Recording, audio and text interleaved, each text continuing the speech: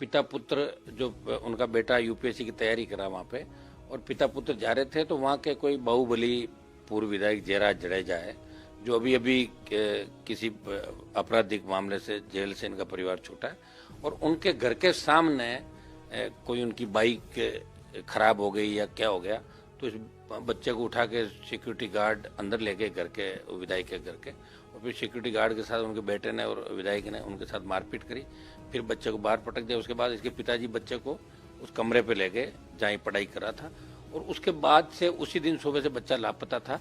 ये चाहते भी सीसीटीवी फुटेज बता रहे वहाँ के, वो कह रहे हैं कि लोकल पुलिस ने गायब करने का प्रयास किया। मैं इस मामले के अंदर सीबीआई जांच की डिमांड मैंने करी है, क्योंकि गुजरात पुलिस के अंदर इस बाहुबली का बहुत बड़ा रुतबा है, और मैंने अभी गृह मंत्री जी से टाइम भी मांगा, होम मिनिस्टर से हम मिलें, प्रयास करें हम एचएम या पीएम तक इस बात को पहुंचाएं, और लोकसभा के अंदर मैंने इस मामले को उठाने का प्रयास किया, लेकिन बीच में डीएम के और दूसरे दलों ने जो बेल में नारेबाजी की, उसकी वजह से 0 ओवर के कुछ मामले बच गए। लेकिन मैं प्रयास अभी और करूंगा कि इस मामले में कैसे न कैसे इस परिवार को न्याय मिले।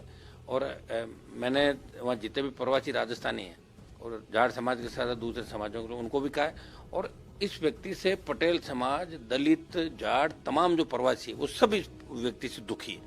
ये खुलेआम रंगदारी से लेकर दूसरे काम वहाँ पे करते हैं, ये कतई बर्दाश्त नहीं किया जाएगा। आवश्यकता पड़ी तो मैं राजकोट जाऊंगा खुद इस परिवार को न्याय दिलाने के लिए। मामला अभी प्रयास करेंगे लोकसभा के अंदर उठे।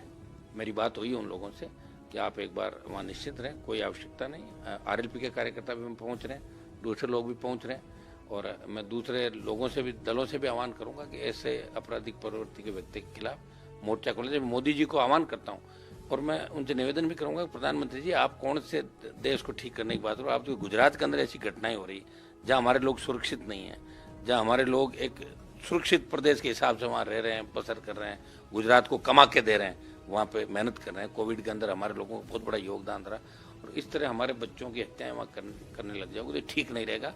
और इस तरह की घटनाएं लोकतंत्र को शर्मसार करने वाली। और गुजरात के अंदर भी अगर न्याय नहीं मिला था, आप सोच लो देश के दूसरे कोनों में क्या न्याय मिले किसी व्यक्ति को। ये हमारी पीड़ा, निश्चित रूप से परिवार को हम न्याय दिलाएंगे, चाहे हमें किसी भी हद तक जाना पड़े। प्रधानमंत्री एचएम से व्यक्तिगत मिलने का भी प्रयास करूंगा, अगर इनके लिए मुझे मिलने भी जाना पड़ा, क्योंकि मैं इंडिया अलायंस में हूँ, लेकिन इस मामले में अगर मुझे मिलने जाना पड़ा तो मैं मिल के भी इस हमारे समाज के इस बच्चे को न्याय दिलाने की पूरी कोशिश करेंगे।